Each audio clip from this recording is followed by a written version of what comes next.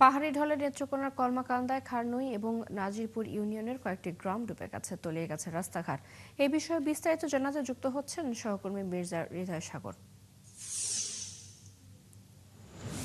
সাগর, কতটি গ্রাম ডুবে গেছে? বন্যা কবলিতদের বিষয়ে জেলা প্রশাসন কোনো ব্যবস্থা নিয়েছে কিনা সব মিলিয়ে জানাবেন।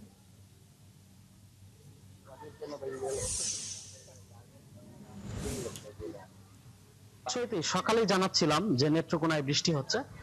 গত 3 দিন যাবৎ নেত্রকোনায় থেমে থেমে বৃষ্টি হচ্ছে। তবে আমরা আরেকটি বিষয় যেটি জেনেছি, মেঘালয়ে ভারী বৃষ্টিপাত থাকায় নেত্রকোনা নদ নদীর পানি বাড়ছে।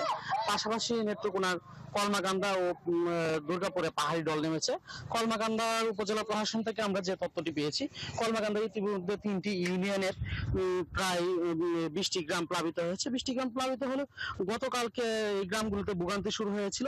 এই পাহাড়ি ঢলে 20টি গ্রামের শিক্ষা প্রতিষ্ঠান, মসজিদ, মাদ্রাসা সহ বিভিন্ন ঘরবাড়ি ভেঙে গেছে। তবে আমরা একটি বিষয় লক্ষ্য করেছি যে রাস্তাঘাটে ব্যাপক ক্ষয়ক্ষতি হয়েছে।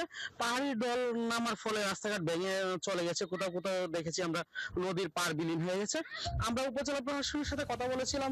উপজেলা প্রশাসন আমাদের যেটি জানিয়েছে যে তারা ইতিমধ্যে ক্ষয়ক্ষতির পরিমাণ অনুযায়ী কাজ করছে। তবে আরেকটি সাগর, বিষয় জানিয়ে শুনছিলাম আমরা আপনার কাছ থেকে, আপনি আছেন সেখানে, খোঁজ খবর রাখছেন, নিশ্চয়ই পরবর্তীতে আবার যুক্ত হব।